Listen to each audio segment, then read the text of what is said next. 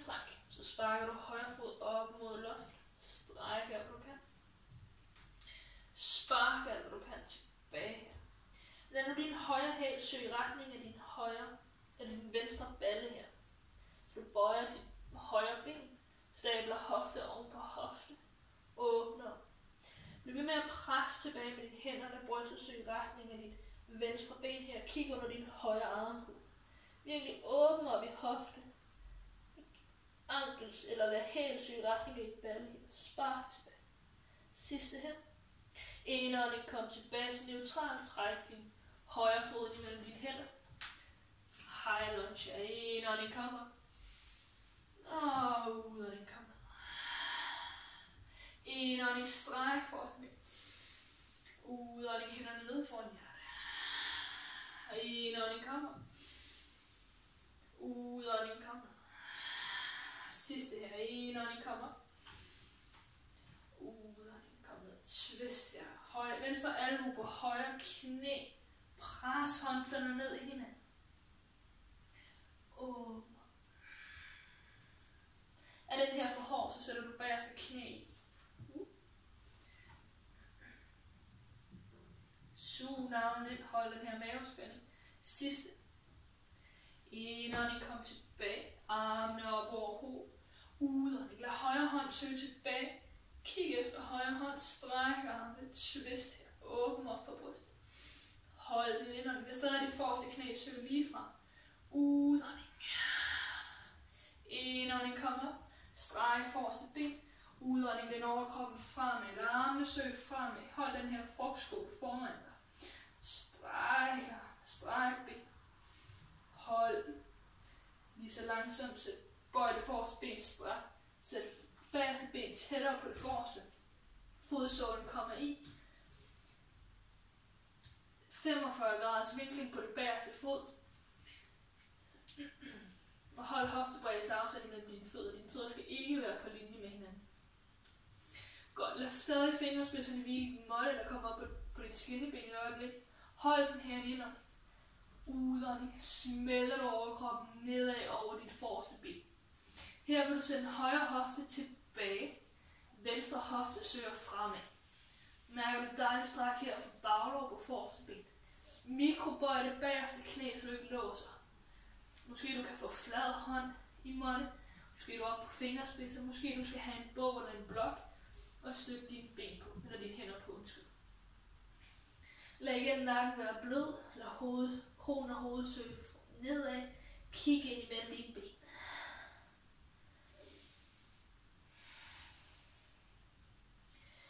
Så snart du har mave og ribben ned mod dit lår, kan du måske få din pande mod dit skinneben. Og bare overkroppen søge længere og længere nedad mod forreste ben.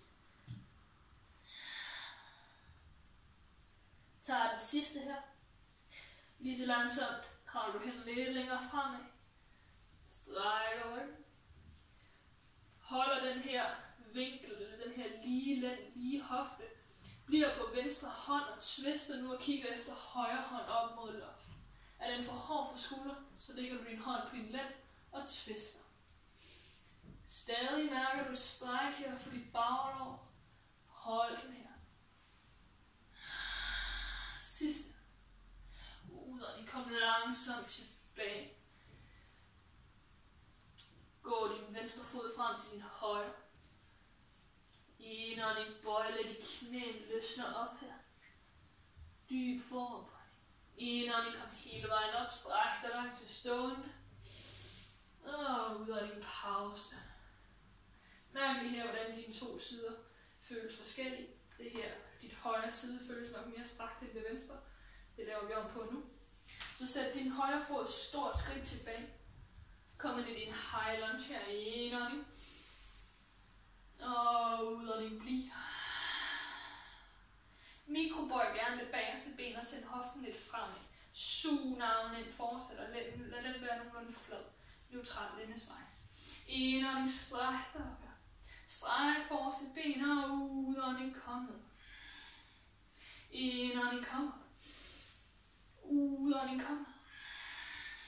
Indånding. Kom. Udånding. Kom Kom ned, brug dine bens kræfter her. Sidste indånding, kom op. Udånding, kom ned og twist højre albue på venstre knæ. Åbn op her. Pres håndfaldene ned i hinanden. Twist og alt, hvad du kan. Hold den. En mere her. Indånding, kom langsomt tilbage hele vejen op. Stræk dig. Og udånding, sæt hænderne i. Gå bagerste fod lidt længere fremad. 45 graders vinkel igen. Hoftebreddes afstand mellem dine fødder. Lad højre hofte komme frem den i gang. Så søger venstre hofte automatisk tilbage. Lad fingerspidserne blive stadig. Hold den her lige ryg. Lad hele tiden brystet søge fremad. Mærk det her stræk. Mikrobøj det bagerste ben. Lad det ikke være låst. Stræk det forreste ben. Hold den indånding. Hold den udånding. Er det fuldstændig umuligt at holde det forreste ben strakt, så er det fordi din overkrop skal længere opad. Har du en stol eller noget, du kan holde ved, så gør det. Og se om du så kan strække det. Kan du derimod folde forover og stadig holde det strakt, måske endda få flad hånd i, gør det endelig.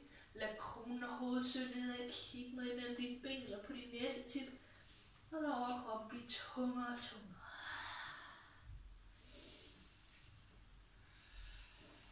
Tager den her en mere.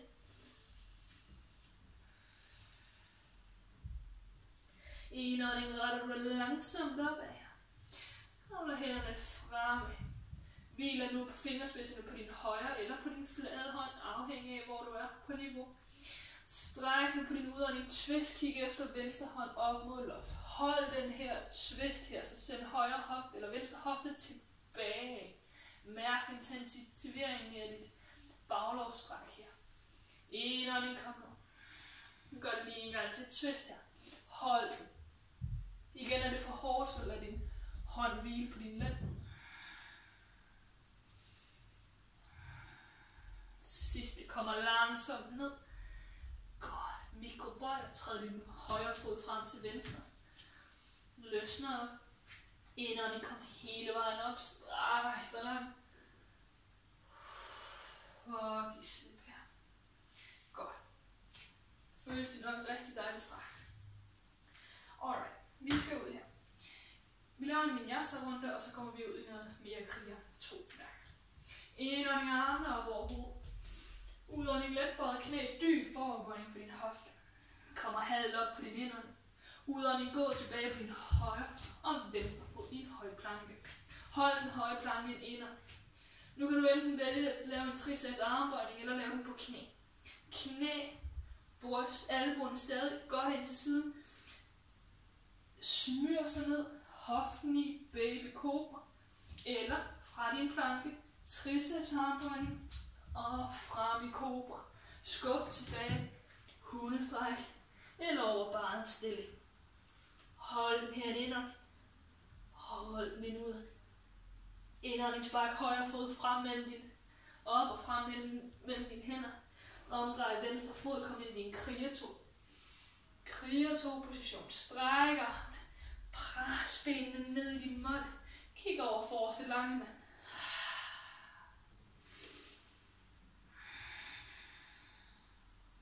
Indånding, stræk forreste ben. Håndfladen peger fortsat nedad. Du sætter din hofte tilbage ind over kroppen, så langt frem du overhovedet kan. Og udånding falder ned til Konasana Triangle Pose. Overkroppen søger lige frem. Du kollapser ikke din talje. Lad være med at komme for langt ned. Held op, bliv heroppe. Og stadig hold den her lige talje, som om du har korset på. Pres fortsæt forreste og bagerste fod i. Dyb ind. Indånding, kig frem på forreste ben. Bøj ben, sæt din venstre hånd ind på indersiden af lår. Lad den venstre fod gå bagerste ben lidt længere tilbage. Få en større afstand imellem dine fødder. Fortsæt stadig den her åbning for bryst. Har du mod på det, så kan du lade din højre hånd komme bag om ryg. Venstre hånd nedenom og binde en knude på dig selv. Find Tag fat om begge hænder. Begge hænder mødes. Du sender hoften fremad, åbner op for bryst. Sender skulder tilbage. Dyb indånding. Udånding, kom tilbage. Kig på store tå. Sæt venstre hånd i. Sæt højre hånd i. Omdrej til tåspidserne. Kom ned på højre knæ her. Og så går du din venstre fod til måttens kant. Og har du brug for lidt ekstra støtte til dit højre knæ, så folder du måtten en ekstra gang, eller lægger lige et tæppe eller noget, du har, en trøje under knæet. Bliv her et øjeblik. Så bliv med at søge frem i din hofte og åbne op herover i venstre side. Lad knæ og tær pege i samme retning, så lidt ud af, skråt ud af, op mod måttens hjørne. Kom op på dine fingerspidser, hvis du vil have lidt mere nu. Kravl hænderne fremad. Lad overkroppen søge lidt længere fremad. Måske du går ned på en underarm. Måske du går ned på begge underarme. Knæ, ankel igen lige over hinanden. Du ser det lige om snart på den modsatte side.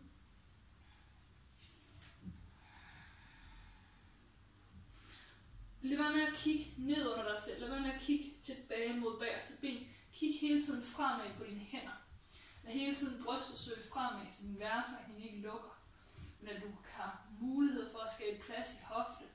Skabe plads her, hvor det strammer, hvor det løsner op. Jeg tager den sidste her. Lige så langsomt kom tilbage op på dine hænder. Kom op på din højre hånd. Og igen her kan du åbne op med din venstre hånd. Ligger du på lige over dit knæ. Pres måske knæet lidt ud. Og twist her i overkroppen. Kig efter din venstre skulder, eller måske op mod loft. Og bare over til din side. Igen mærker du en intensivering i dit hoftebøj her. Du strækker dig fremad.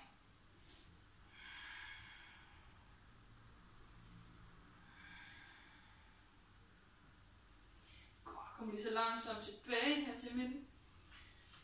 Vi færdiggør det her stræk ved at komme ind i duen. Sæt tåspidserne i her. Nej, du kan blive på knæene i, hvis du vil. Gå nu din venstre fod over til din højre hånd. Twist. Godt.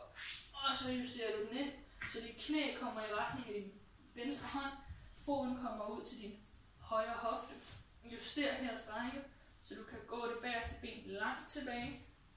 Og blive her på dine hænder til en start. Accepter her strækket, juster det. Har du tendens til at komme ned og hvile på din balle, i det her tilfælde din venstre balle, så læg en bog eller et tæppe eller en trøje, eller har du en yogablok, læg den under og støt, så din hofte bliver lige og parallel. Ellers så bliver du på fingerspidserne her, og går lige så langsomt frem på din underarm. Igen, lad brystet søge fremad, kig fremad. Et stræk for balle, og op igennem iskias. Inderlov.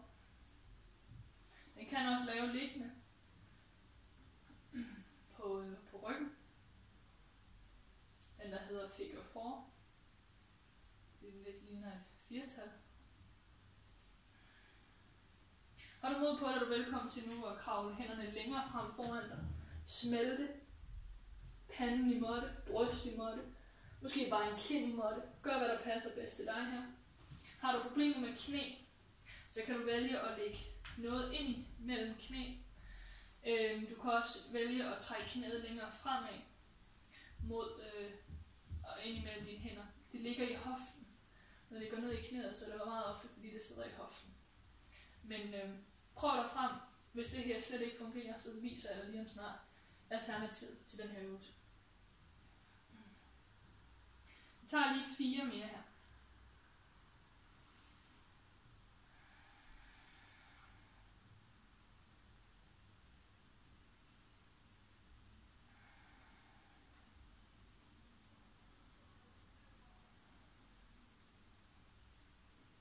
Og den sidste. Godt. Langsomt kommer du tilbage. Kravler hænderne frem mod dig selv. Sætter tåspidserne i på bagerste fod. Løfter knæ fri. Skyder dig selv tilbage i et hundestræk. Og løsner stille og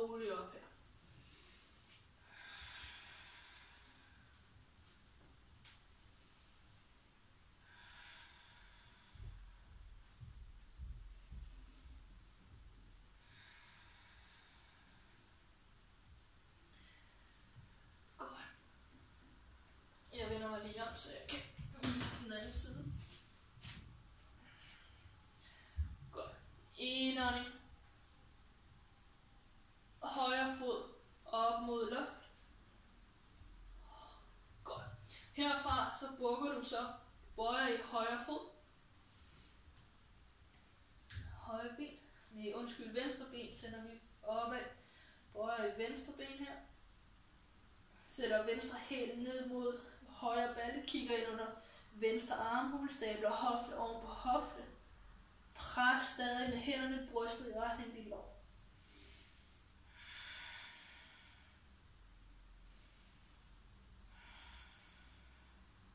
Hold den sidste. Indånding kom frem. Hænderne, eller venstre fod ind imellem dine hænder. Vi gør lige til den anden side igen, undskyld. Det er mig, der flyder rundt i. Højre fod i. Kom ind i din krigertå.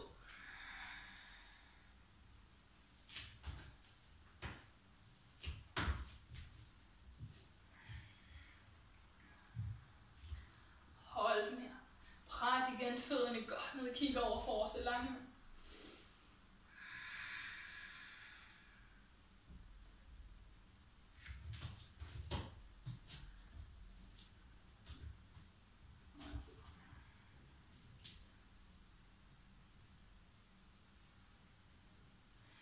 På din indånding strækker du forreste ben. Sender din venstre hofte tilbage, læner dig fremad, alt hvad du kan, indtil du ikke kan komme længere frem. Folder du fremover, kommer ned i Trikonasana.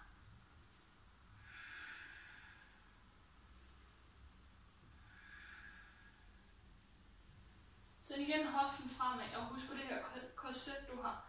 Pas på med, at du ikke kommer for langt ned. Men hellere hvil indersiden af din højre hånd på skinneben, eller måske hvil lige heroppe på lår.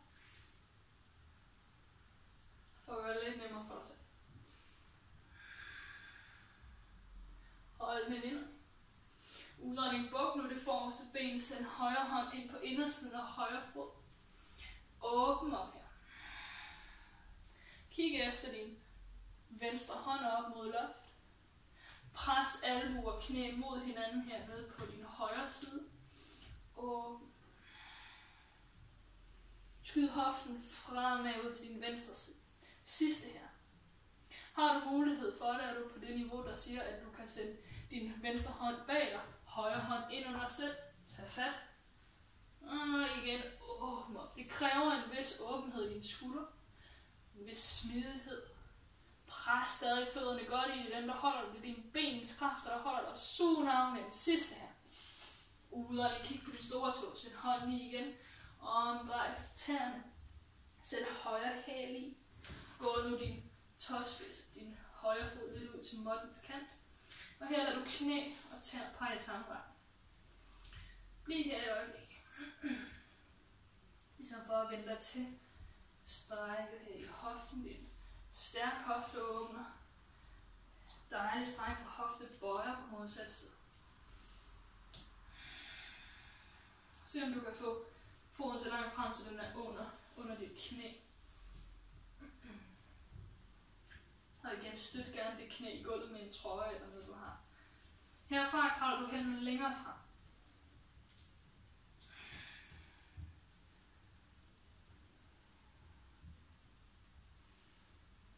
Nu skal du ned på en underarm. Nu skal du ned på begge underarm. Har foden lyst til at løfte sig, så lad den gøre det. Du kan kigge ind på dit svej. Ellers skal du også placere den ned, men hvis det svinder for meget, så åbn gerne lidt op.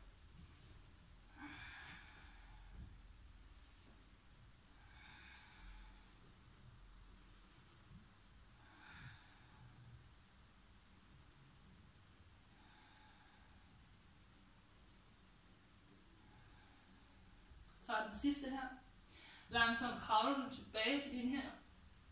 Eller til dig selv. Hænderne tilbage til dig selv. Og igen lige sætter foden i. Støtter på din venstre hånd, men pas på at du ikke hænger. Pres stadig ned i underlaget. Løft op her, ved din hånd hvile lige over knæet på det bløde punkt. Og skub lige så stille ud af. Lige så bliv. Det er egentlig mest for at holde det her twist. Den her position, så du kan åbne op, sende brystet frem med et twist. Kig ned efter din bagerste fod måske endda. virkelig mærke et stræk ned igennem dine hoftebøjer her. Et stræk op i balle, hofte. Sidste. Udånding, kom langsomt tilbage. Neutral her. Gå nu din højre fod over til din venstre side. Eller på anden vis kom ind i den her due. Så send dit højre knæ i retning af højre hånd. Din fod kommer ud til din venstre hofte. Og gå nu bagerste fod længere tilbage. Og tæerne peger lige ned. Bliv her på dine fingerspidser til det starter. Igen, som sagt før, har du en tendens til at komme ned og hvile på din balle, så læg noget under, så du kan få den op, så hofterne bliver parallelle. Her bliver du, eller du kan gå dine hænder fremad. Kom ned på underarmene. Igen, træk brystet fremad, intensiver strækket op igennem balle. Eller kom ned på din underarm. Ligesom før. Alternativet, som jeg lovede at vise, det er, du ligger der på ryggen. Og nu hvor vi er i gang med højre side, så har du bukket dit venstre ben med foden i. Lægger højre ankel over venstre knæ. Og trækker nu med dine hænder ind igennem. Tag fat om dit venstre baglår. Trækker ned, eller måske du kan tage fat om skinneben. Har du en trøje eller noget, så brug den, hvis du føler dig langt hertil. Så brug den og træk via trøjen eller bæltet eller et eller andet, du har et viskestykke. Træk det ned til dig. Ellers så tager du fat her. Kan du stadig ikke mærke noget ved at ligge således, så triller du en my ud til din venstre side, så mærker du. Det garanterer jeg. Så tag den her version, hvis den passer lidt bedre til dig.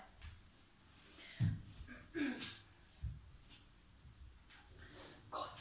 Så tager lige den sidste her i normal due eller den anden. Langsomt kravler du så tilbage med hænderne mod dig selv. Sætter tåspidserne i på bagerste og løfter dig op i hundestræk.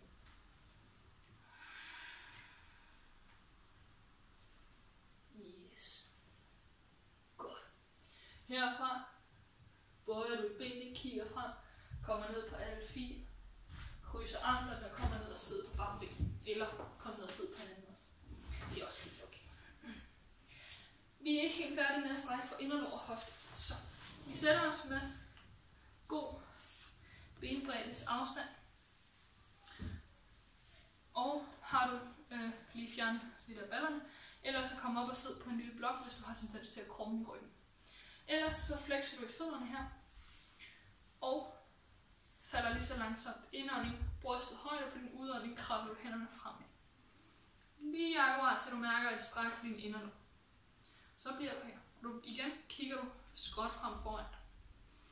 Flexer gerne dine tær, dine fødder, så tæerne peger mod dig selv. Og spark ud igennem hælen. Pres ud igennem din store tå, hvis du kan. Intensiver det virkelig strækket her for din inderlår. Vi bliver her en sidste. Så går vi langsomt hænderne over til din højre fod. Uden at løfte venstre balle. Den bliver nemlig i. Så kom kun lige over dertil, hvor du kan, uden at ballen løfter sig.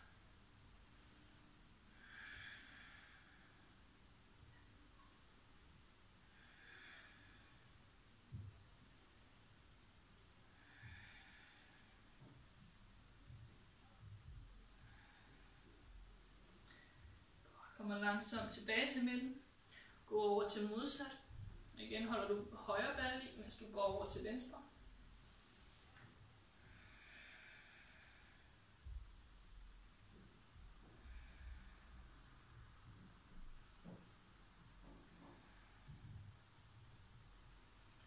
Kom tilbage til midten, se om du nu kan komme en lille smule længere ned.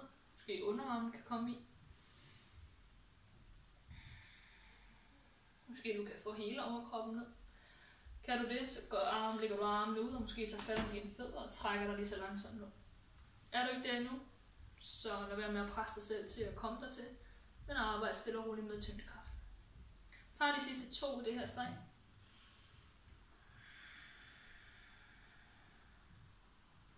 Langsomt giver du slip, kommer hele vejen op.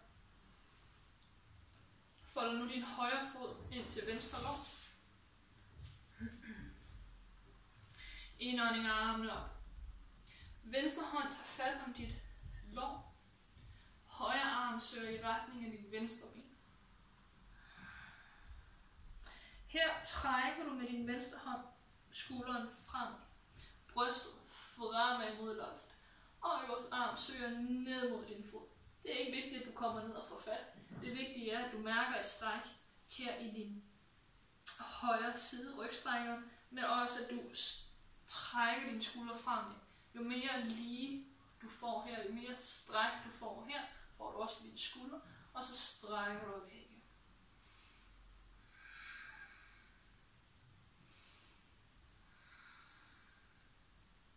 Tager den sidste.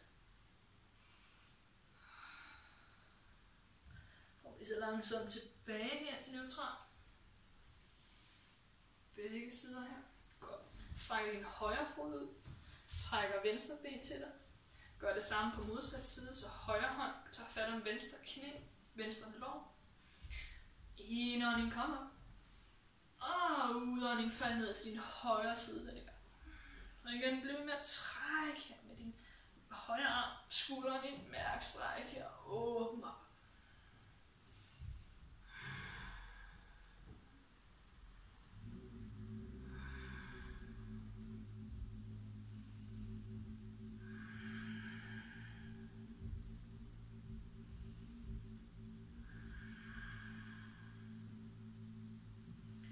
Og lige så langsomt kan du give slip. Kom hele vejen tilbage. Godt. Strækker begge ben ud foran dig. Hoftebreddes afstand imellem dine fødder. Sæt gerne selv en lille smule tilbage på måtten, så du har noget måtte foran dig. Hoftebreddes afstand imellem dine fødder. Indånding og armene op over hovedet. Udånding falder forover, hvor du kan nå. Tag fat i måtten. Hvis du føler det her, det er anstrengende for dig selv, så tager du din måtte. Du bruger den til at trække dig selv lige så langsomt ned. Have gerne et mikrobøj i dine ben, hvis det føles bedre. Ellers så trækker du overkroppen frem. Kigger frem mod dine tænder. Sender bagdelen godt tilbage. Halebenet søger tilbage. Trækker dig frem. Slap af dine skuldre.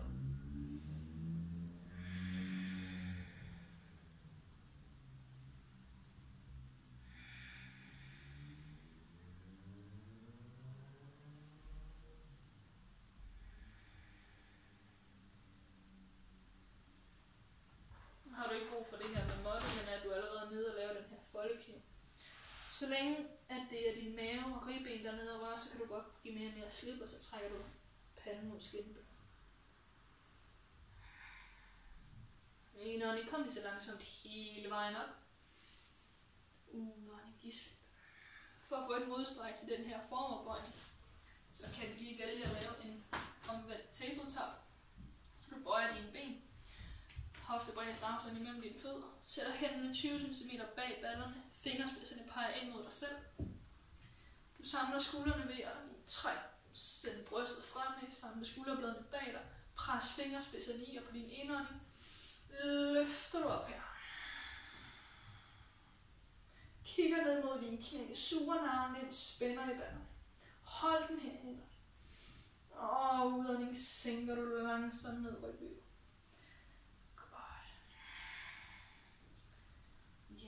Vi er klar til vores shavasana, så kom ned og gør dig klar. Kom ned og læg.